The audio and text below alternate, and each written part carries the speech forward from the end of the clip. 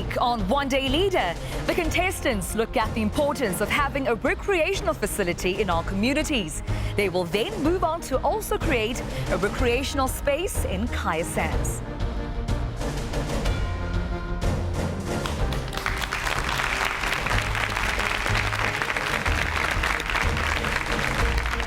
Dumelang, goeienaand, good evening Mzansi, and welcome to this week's One Day Leader.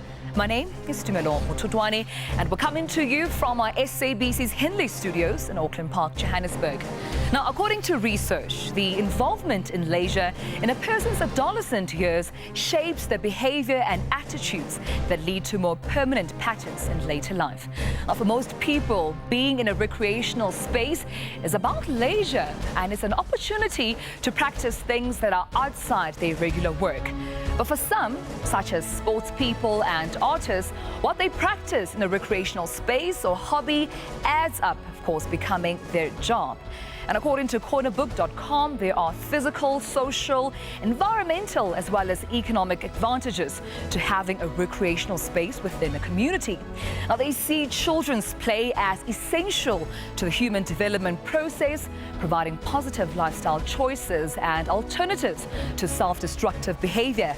And they also see, of course, parks and open spaces as bringing beauty to an area while giving people satisfaction and improving their quality of life. But the question is, do you agree?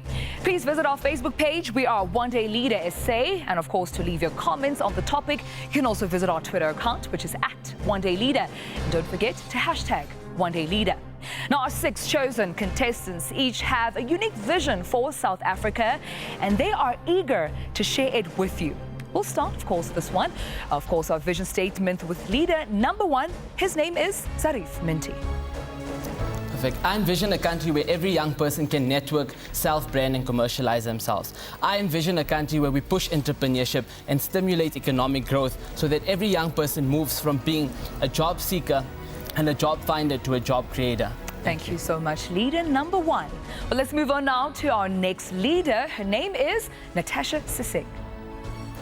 I envision a South Africa that is the breeding ground for innovative solutions for every course. My vision for South Africa entails seeing innovative enterprise development and education as core poverty reduction strategies. Thank you so much, leader number 2, Natasha. Well, now we move on to our next leader, and his name is Tami Bo. South Africa's growth potential lies in its disadvantaged communities. We need to grow the township community in such a way that it becomes macro. Let's turn Stokvels into investment banks. Thank you so much, leader number 3. Let's move on now to our next lady. She's leader number 4, and her name is Nandile Mlam. As South Africa has the highest youth unemployment rate amongst developing countries, my vision is to empower young people through personal development programs that equip them in becoming renowned pioneers in their chosen career fields. Thank you so much, Nandile. All right, our next leader is leader number 5, and his name is Sydney Madiba. A South Africa that we all pride ourselves in, where we all work collectively to turn it into the utopia it rightfully is, where there is mutual respect for people of all races, classes and sexes. A South Africa that transforms with its people. Thank you so much, Sydney. Last but definitely not least is leader number 6. Her name is Ludekazi Ndlanzi. A South Africa that is not limited by jurisdiction, a country where upon idea generation and strategic planning, horizons are broadened. I see socio-economic challenges in all various spheres rectified, with all potential maximized. In a land alive with possibilities, South Africa, see innovation, think global, act local. Thank you so much, Ludwagazi. All right. Thank you so much to our leaders for those great vision statements, of course, for this country. But before we have a look at our scoreboard, we'd like to remind you that our judges can make one save for the season. We're not sure when they'll make it, but please make sure that you make use of your save by voting for your favorite candidate. Well, for now, let's have a look at our scoreboard to see where they stand right now. This week's scoreboard has Zarif leading with 8,256 votes. Ludwagazi has 7,607 votes. And Tami follows at 3,241 votes. Once again, Zarif gets 2 points and Ludwagazi gets 1 point. Now, to keep your favorite contestant in the competition, please vote for them on a voting SMS line, which is 33121. And this is how you can vote. To vote for your favorite leader, vote Leader 1, Zarif Minty. Leader 2, Natasha Singh. Leader 3, Tammy Boy. Leader 4, Nandile Mlambo. Leader 5, Sydney Madibo. And Leader 6, Ludwikazi Ndlazi. Now, ladies and gentlemen, we know we have 2 permanent judges who also play the critical role of mentorship to the contestants. Let's meet our judges. Tebogo Ditshego is the CEO of Ditshego Investment Group and Ditshego Media. He is also the founder of Read a Book SA. Catherine Constantinidis is the Executive Director of Miss Earth South Africa. She is also the co-founder of Generation O. And our guest judge for today is Linda Ben, who is the former president of Junior Chamber International and is the CEO of Le Showers. She has a BTech degree in business administration, a national diploma in management, and is also a graduate from the Goldman Sachs Gibbs 10,000 Women program. Now, she has 10 years experience in the project management as well as promotions industry. And she has worked extensively in the banking, the cellular, as well as furniture industries, where she acquired her project management and customer services skills. Linda, welcome to Wonder Leader. Always a pleasure having you. Thank you, Tumelo. Now, take me through your sentiments on how you feel that recreational facilities can help young people become better leaders. Thank you. Recreational facilities provide opportunities for young people to interact with each other, where they actually get to appreciate different characters, work together as a team when organizing and planning community activities. And all of these ingredients are key ingredients for better leadership. Well, thank you so much, Linda. All right, of course, you'll be our guest judge for today. But this week's task, the judges had requested that we send our contestants back to Kai Sands to, of course, create a recreational space with the community. Let's have a look at what they did.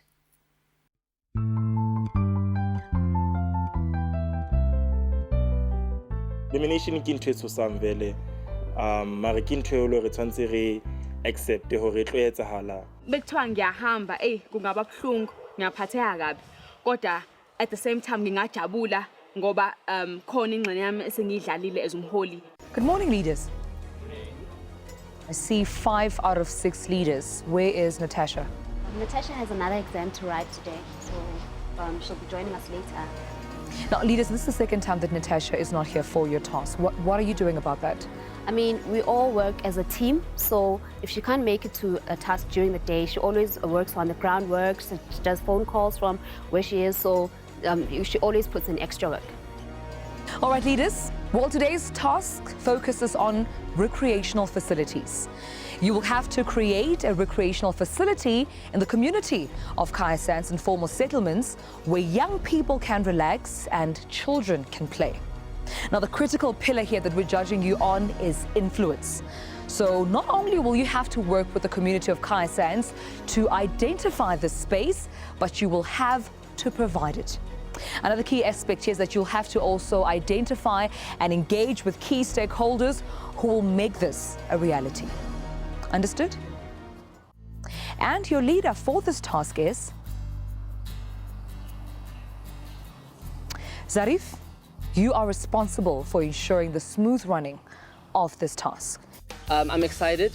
I am very excited, in fact, because I know that I'm going to use my networking abilities and the amount of people we know to make sure that we get this task to succeed. This task is fitting for a person like him. His ambition to not only develop Kaya Sands, but Africa as a whole. He has this African ambition thinking around him. Really, having him as task leader is equally as exciting.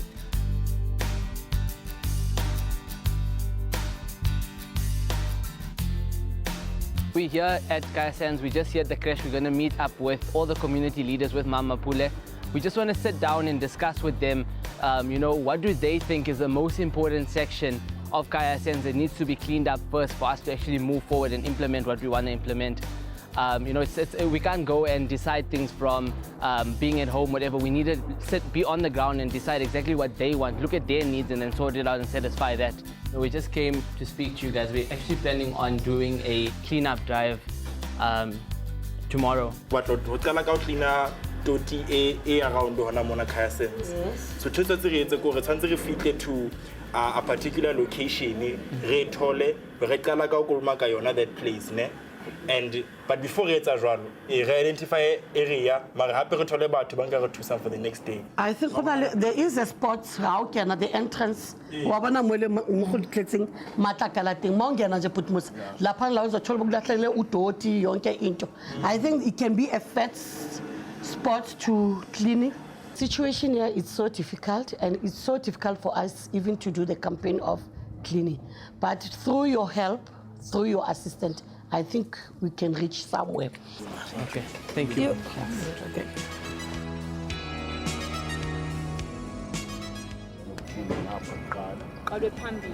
So all the dirt goes into the community. So even if we clean down there, it's pointless because it's still coming in from away. So we have to start here. Yeah. After that, masen cleanile ngcono nizobekwa Oh, in front of the shops. Yeah. Because lawo bantu lawo balanje bangithi yindawo Baqalala. Yeah. abasebenza leyo befake phakathi. How we had planned around it is 3 of us are going to be staying behind in the community of Contestants with the community leaders, right? And then the 2 that are available are going to go out to meet those potential sponsors that we've spoken about for tomorrow. So what we're then going to do is that we're really going to try to get the community around here and get them notified tomorrow this is what's happening. Kaosane re kopa gore setšhaba sa Contestants se re joine gore go start to clean up mona.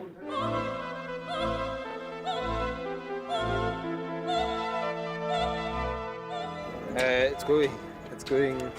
People are responding well so far. Yeah, they're responding well so far. They have smiles on their faces, so far so good. So far so good.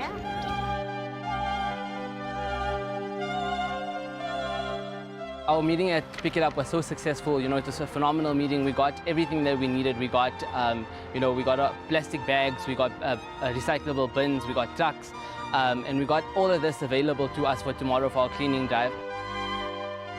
Now we're here at one of Tami's sponsors. His name is Karidas. He's he's a very young, innovator and entrepreneur, and he's doing very well for himself. I hope that he's willing to assist us. If you're looking at Contestants, there's a large number of people. The informal settlement is pretty big. It's very, very big. So we're looking at least over 4,000 or 5,000 people. And what we really want to do is get at least 200 people from the community to help us to clean. So any assistance would help us, be it monetary, be it whatever. Okay. I think at the heart of Push Small is we want to give back to community, which is why we focus so much on employing people in townships. So I think your cause links up with what we stand for. So I think we'll provide some monetary assistance and possibly provide labor as well for tomorrow. Wow, That would be fantastic. Thank you. Thank you so much.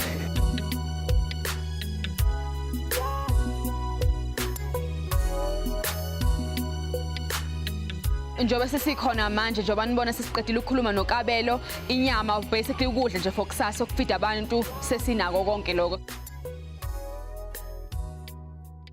Now, it looks like they have the attention from the community members, but the question is, will they turn out in leaps and bounds? We find out after the break.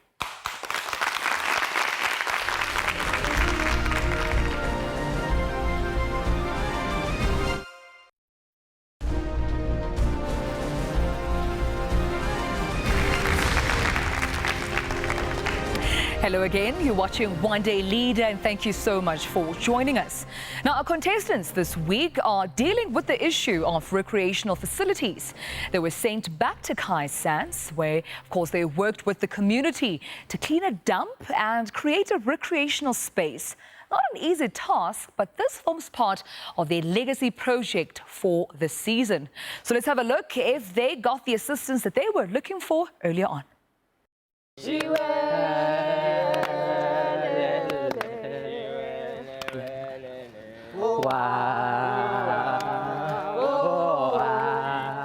It seems like every time we go to Contestant, we go to yone.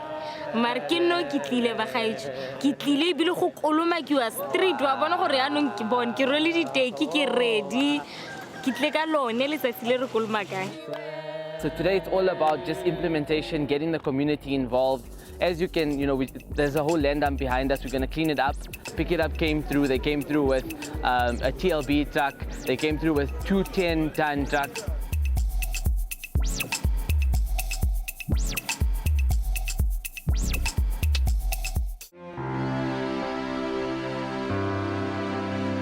We asked him very nicely not to bring his stuff and his truck here and his rubble here.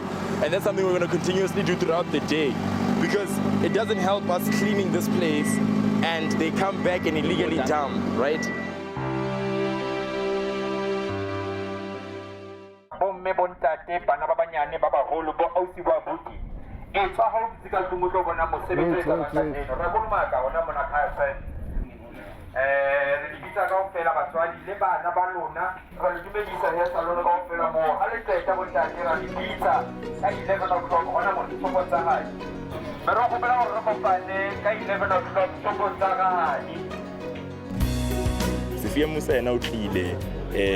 She's partnering with us in terms of our legacy project to rejuvenate the Kaya Sands area. She's a renowned lady in the field of charity work, and she's done work all over the world. And she's willing to, to dedicate her resources towards the cause that we have for Kaya Sands. As an empowerment coach, I love empowering the youth, especially to become more great ambassadors for the future.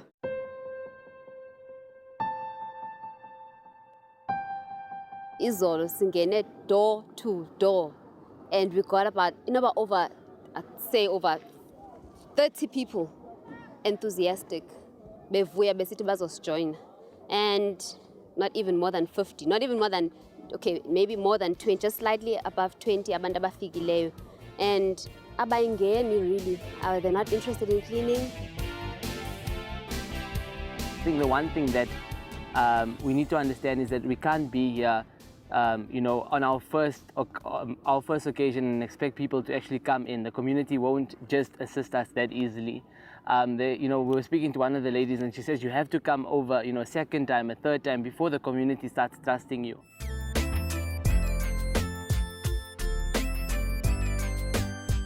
Sithetha nomnye usisi apha, she's part of a project ayike yenziwa ngaphambili. Uthi yena baklina bayayiphinda yenza lento siyenzayo apha, seyike yenziwa before. And abantu beshiya i-park up, a little park with plants and everything. Wonke umuntu futhi at the time umuntu ayefika babeye bamphindisele emva umuntu esifike ezodampa apha. Ngoku iphinde yaphinda baphinda baqala phansi benza le pile right after i-contract yabo iphelile. So it really proves that for bona it's just a money making scheme ukuza kwezinto kuzodampa apha.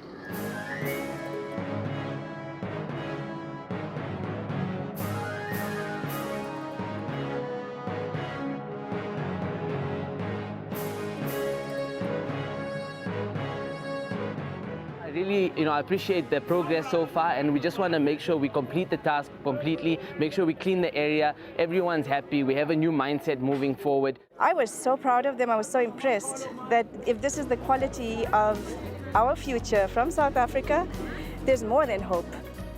So we didn't get the community buy-in that we wanted, but it was mainly because of the fact that they just didn't really trust us that much.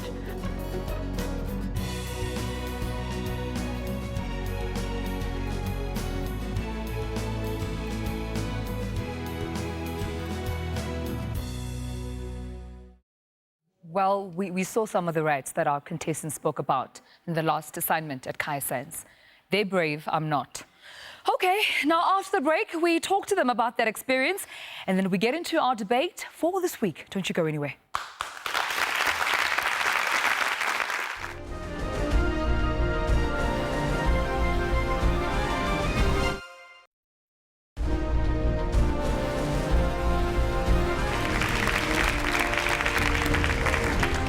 Welcome back to One Day Leader. My name is Tumelo Motutwane. Now, if you've just joined us, we had our contestants going back to the community of Kaisans, where they embarked on creating a recreational space. And well, they have done the groundwork, and it looks like it will turn out as a great facility. We look forward indeed. And I'm sure, of course, our judges have some questions after seeing that insert. Linda, any questions you have for our leaders? Yes, thanks, Tumelo. My question is to Nandile. When the project started, we saw the team going out to do engagements with community members and different stakeholders. But on the actual day of the project, you didn't get as much participation from the community.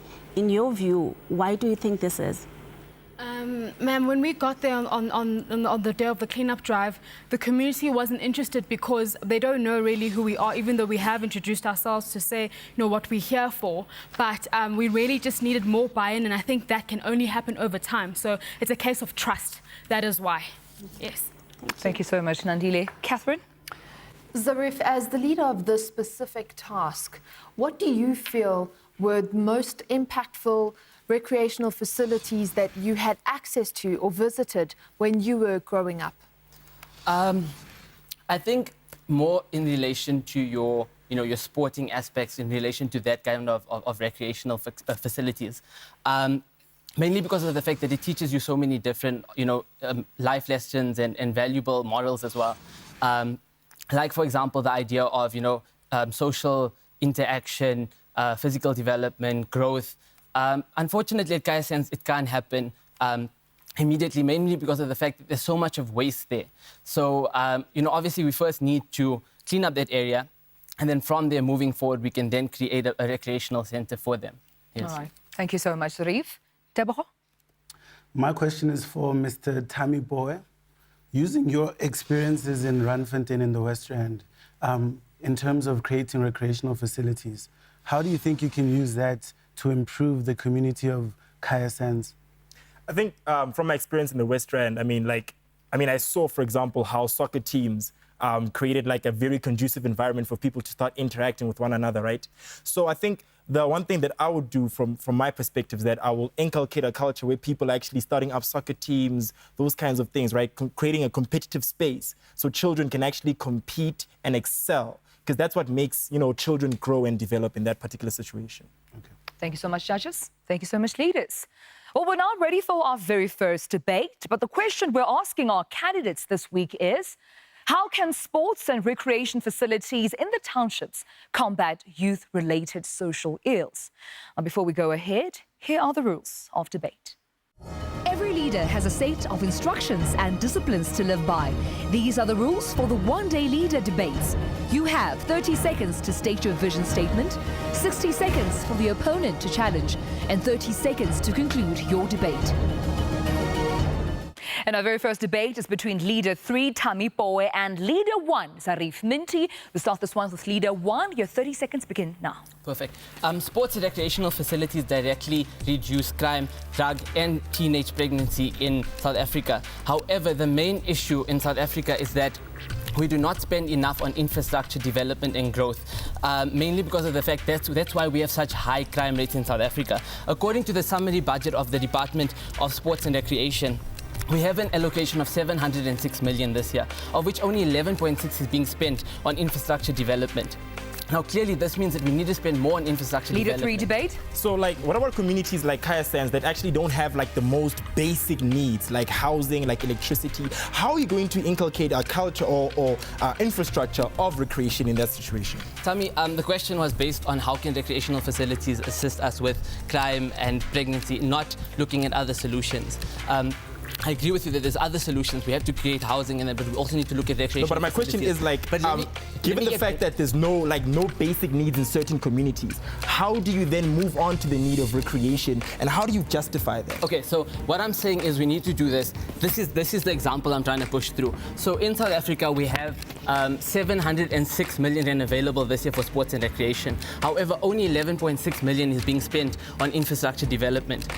Now, what my issue is that we need to then change that up and say... So are you talking about sports infrastructure? Are you talking about basic needs infrastructure? No, we're speaking about sports and recreational facilities. So here we spend 350 million on sports and recreational facilities instead of spending money on administration and mass. Okay, can I conclude? In conclusion, in 2016, nearly 55% of children living in townships and rural areas do not have sports and recreational facilities.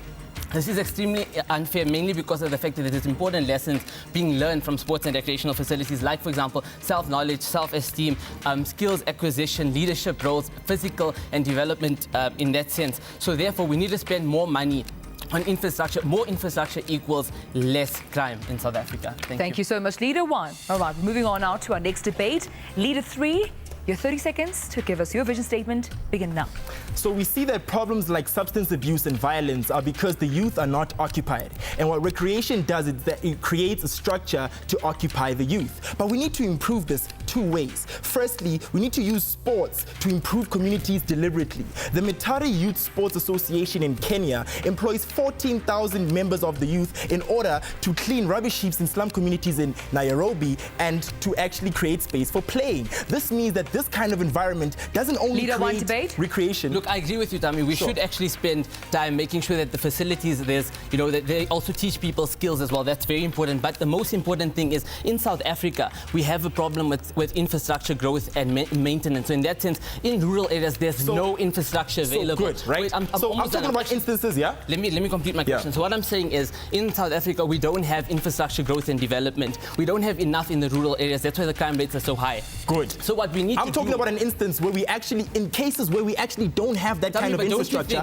we need sports associations that are going to inculcate a culture where you're going to be improving those particular places. That's very true. Nairobi, Kenya is a developing state in Africa. We need to look at skills. We need to look at skills development, but the most important thing is spending time on building up infrastructure and growing infrastructure. So the problem with infrastructure is that people wait too long for infrastructure, right? But when you actually have communities taking up the opportunity and the responsibility to participate and to actually begin those sports infrastructures there, then we have something better. There's no mass participation. There's definitely mass participation, right? All right, so people like Stephen Pienaar came out of the gangster-ridden places like Westbury, right? And move on to the luxurious Everton United in the English Premier League. This is because he played for Westbury Arsenal, a football team. Places like children in war-torn South Sudan engage in what they call the Twig Olympics, right? Where they actually don't choose to go into the war fractions, but they actually choose to represent their districts. South Africa needs to play in order to improve altogether. I thank you. Thank you so much. A round of applause for that debate. All right. Judges, I'll give you a few moments, of course, to make your decision. You may start voting now. How can recreational facilities, of course, in townships combat youth-related social ills? Is it Leader 1 or Leader 3 that answered that question accurately for our judges? All right, then, I think our judges have made up their mind. Leader 3, Tami Boy, takes that round. A warm round of applause. All right, two judges definitely agreed with what Tami said. Why did you choose Tami as the winner? Well, Zarif, I think you did a great job. I like that presentation that you pulled out. It's absolutely brilliant. But Tami, one thing that I liked about you is that you used the Nairobi example of the Mutari Sports Center.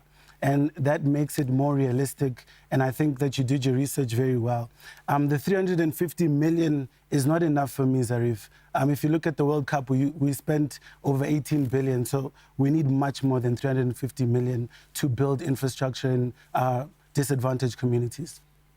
All right, thank you so much, judges. I think I've just got to step in here. I think, Tami, you did a fantastic job. You came in very strong. This was a very difficult debate. I think that, for me, Zarif, the one thing that you needed to perhaps push a little bit more on was the fact that we do need to look at how is our budget being spent when we look at infrastructure. I loved the presentation as well. And for me, it was that aspect. How do we relook at that budget allocation that is critical?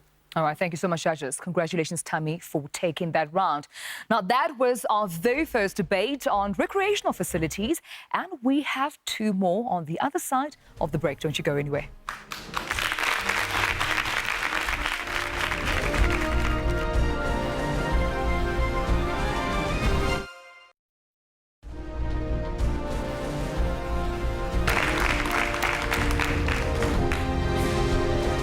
Well, welcome back to this week's episode of One Day Leader, where we're talking about recreational facilities.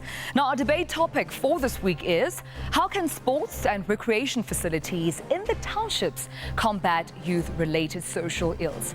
Now, this debate will be between leader number 2, Natasha Singh, and leader number 6, Ludwikazi Ndlanzi. We'll start this one with leader number 6. Your 30 seconds begin now. With a cost of 4.5 million to restore, 20 million worth of property was destroyed by the community of Burgersdal, a township in Gauteng, including a multi-purpose community center which was destroyed and rebuilt 3 times. The local problem here, perceived need versus actual needs. And a global solution, establishment of sound needs analysis models, just like the one used in Australia by the Department of Sports and Recreation, where we focus on interaction before intervention. Thank you so much, leader 6. All right, leader 2, now's your moment. You may debate. Leader, I'd love to ask you 2 questions. With the destroyal of communities and you looking for a strategy that comes from Australia, how is it then relevant within the South African context, whereas we should have used strategies like the KZN? Answer your question before you lead me into leader? What we need May I to please finish asking the question so that you answer it? All right. Looking at the KZN Sport for Life hubs by the Department of Sports and Recreation, aren't those models more effective in the South African context? The principle is the need before you just make an intervention. Apply the need, do a need analysis, evaluate the community. You cannot come and prescribe in a community. You can't be an Leaders, outsider but this, and with prescribing Australian context, how do you believe that Australian context, looking at South Africa's GDP, can be effective within South Africa today? The principle of evaluation and analyzing the concept of intervention, that is what I'm presenting to you. That the question is how not whether, relevant? the question is not whether how do we use Australian model? Thank you, leader 2. Leader 6, you may now conclude. Recreational facilities offer protection, hope and opportunities to young people. However, it is important to know that social and environmental factors play a big role in the impact played by recreational facilities in our communities. If recreational officers, sporting representatives, academics and the community at large holistically work together to ensure that they communicate the needs of the community, then the youth of South Africa will move forward. Thank you so much. All right. Now we're going to move on now to leader 2. Your 30 seconds to present us with your vision statement. Begin now. According to the U.S. Department of Health and Human Services, in 2000, it is found that young people who participate in extracurricular activities are 49% less likely to use drugs and 37% less likely to become teenage parents. The introduction of initiatives like the War Room Intervention Program on Sport for Life, which is already existing by the KZN Department of Sport and Recreation, Leader 6 debate. Proven. And in KZN, there was about 335,000 crimes reported. And in 2013, teenage pregnancy was at 99,000. How do you substantiate that existing program meeting the needs of those KZN students, KZN youth? How do you propose that being a solution? Because there already are facilities involved, but we still facing the same problem. In 2007, the teenage pregnancy rate in KZN was the highest. Now in 2014, it was proved to be the 3rd highest, meaning that even with these KZN Sport for Life hubs, we see a significant growth from 10.4% as compared in previous years. Ladies and gentlemen, this is relevant. That it is effective in combating crime, teenage pregnancy and drug abuse. Back on to addressing crime issues. The center has a recap hub, how has the Gauteng and other provinces benefited from the same? Thank you, Leader 6. Leader 2 may conclude.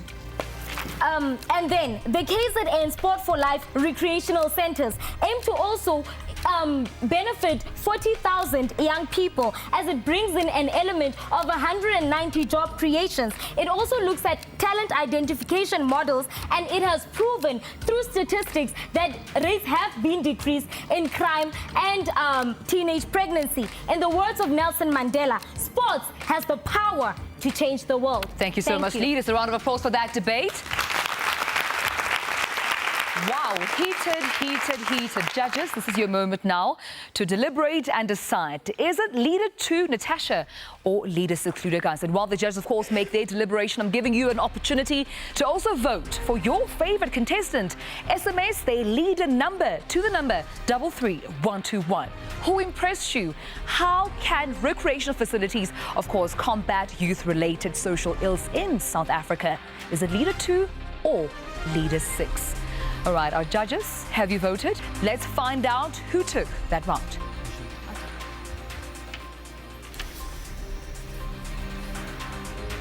Unanimously, Leader 6 took that round. Round of applause to Ludwikazi Nkanzi. She must have done something right, the very first unanimous vote for today. Why? I think before we actually go into it, I'd like to say that when this is finished, I'd like all of the young leaders to go back and actually amongst themselves have an open discussion around these debate sessions. I really feel, and you know, as a panel here, we feel that you're not understanding the rules of engagement around debate, and we haven't seen a very powerful and strong debate yet today. But I think the rules of engagement amongst yourselves need to be openly discussed and debated, and I think we'd like to see stronger debates coming out in the next episode. However, Ludwikazi, the one thing for me, you brought to the table thinking globally, acting locally, going right back to your vision statement, something very powerful that we haven't seen come through as strongly amongst our other delegates. But that was something that today you really brought to the table because Natasha questioned you on it, and you spoke specifically on bringing global thinking and bringing that to a local context. So well done on that specifically. All right, Linda, I see you agreeing there. Yes, I like the fact that she actually spoke about needs analysis, because for us to even start beginning talking about what type of recreation facilities that we need to come up with, we need to do a lot of engagements with our communities and identify what their needs are. Right. Then we're able to have solutions that talk to what their needs are. Thank you so much, judges. Congratulations, Leader 6. Well, finally, our last debate is between Leader number 5, Sydney Madibo, and Leader number 4, Nandile Mlambo. Ladies first. So, Nandile, your 30 seconds begin now. According to the South African Department of Sports and Recreation, research has revealed that engaging teens in positive recreation activities reduces the instances of drug use, delinquency, crime, and other social issues. You're done? Short, sweet, to the point. Yes, that is. All right, then. Leader 5, you may debate. What I want to understand first and foremost is that if we were to look at a community such as Kaya Sands, correct, it is important to have recreational facilities, but then comes the question of maintaining these recreational facilities. How then do we burden such communities with maintaining facilities, whereas they don't have houses, they don't have electricity and other basic needs? Leader, what could be done there? The Department of Sports and Recreation can work together with the communities in supporting, assist. As it is, we are talking about a department in government that evidently over the past couple of weeks we've seen. Sports and recreational facilities nurture human development, so we can teach people, well, correct, this will they teach do people that, how to promote but then the self-belief. question is around maintaining them. If we burden the department to maintain them, how then do we convince the department to go back to a community that they are not investing in to maintain something that they're not given life to? And be taught how to maintain their own facilities. And as I was still saying, sport and recreational activities nurtures human development. Leader 4, you may conclude. Nurtures human development, promotes self-belief, and is a key in shaping people's futures. There are many models that can be used and looked at from Ireland, for example, from the Sports Changing Lives, and Cuba, Parks and Recreation, that have combated these very issues through implementation of recreational activity programs that target risk at youth. So, for example, after school, assisting with after-school homework programs that aids in taking teens off the streets. Thank you so much, Leader 4. Leader 5, you don't look convinced at all. Your 30 seconds to give us your vision statement. Begin now. Bandura's social cognitive theory emphasizes how people learn and acquire cognitive skills by observing others. From an educational perspective, this should lead us to focus the debate primarily on children between the ages of 7 to 18 years of age. Now, what happens is, sports does not only give them an opportunity to excel academically, but it molds them into citizens that can take more crafted decisions about their lives. Sport can actively contribute to international, national and local efforts to give children a healthy start. Now you may debate. leader, the strengthening and expanding of after-school sports programs targeted in low-income areas is one of the ways to make this very successful. Fully. So what we then need to do in that particular type of instance... Sorry, leader, let me finish. Are inspired to living a better life and becoming and not becoming a victim of abuse. I understand that fully, man. I mean, we need to look at an example such as Arun Mokoena, right? He comes from a community called Tirela, just outside of Vanderbilt Park, and he established the Arun Mokoena Foundation. And among others, this is inclusive of a soccer clinic targeting learners from the surrounding schools to receive training from foundation coaches. Promotes character development, and we can offer soccer clinics that promotes character development, mentoring, and employability programs. That is how it's going to be sustainable. What I'm putting that is how to you, skills will continue to be referred inside the community. What I am putting to you, ma'am, is that we cannot take sports and recreation as separate entities from education. They're not separate. We need to inculcate them so well that when a child comes back home from school after school, they're able to engage with that Thank you, Leader. If you may now conclude. It is the individuals we have within our communities that young people look up to, and they learn from them.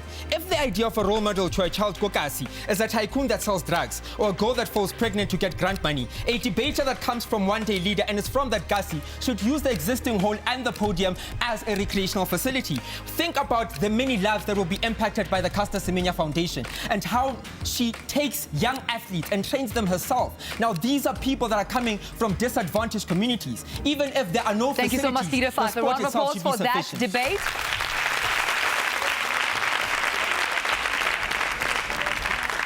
Before we move to the judges, I'd just like to make a special note. Leaders, I've said this many times, the rules of engagement. There are 30 seconds to debate, 60 seconds to engage your opponent, and 30 seconds to conclude. Do not interrupt your opponent when it's not your time. Understood? Thank you, judges. Now, this is your time, of course, to deliberate and decide if Leader 4, Nandile, or Leader 5, Sydney, took that round. How can, of course, recreational facilities combat youth-related social ills? Who impressed you? Is it Leader 4? Is it Leader 5? Make sure that your favorite leader makes it through to the next round, regardless of what the judges decide on. Are judges done? The judges have voted. Let's find out who took that round. Unanimously, Sydney Madibo, Leader 5, took that round. A warm round of applause. Again, a unanimous decision. Tebogo, take me through it. Well, I think that was a very messy debate. I'm very disappointed at how you guys engaged each other. Firstly, Sydney, you were not supposed to ask her questions and not allow her to answer. So as she's answering a question, you want to ask the follow-up question. That's not how things go. You need to give her a chance to answer the question. And then you did the same to him. But I think your point about integrating recreation with education is absolutely brilliant. And I think you just tipped it there. But you really need to improve in terms of your discipline when you're debating. Alrighty then. Now, just briefly before we go to an ad break, this is our last debate. Linda, what did you think of it? I can't add more to what my colleagues have said. There's strong debates. It's just the system, you know, they're listening to each other and when to speak. But I mean, I liked what Sydney brought on board. I mean, he used examples that we can all identify with. And I think that was his tipping point. But it's been good, but let's go and tweak it a bit and improve going forward. Thank you so much, judges. Congratulations one more time. Sydney. Well, of course, I'd like to thank our judges one more time and thank our contestants for their vision statement. But now that we have the judges winner, we find out who our audience will vote for, but only after the break.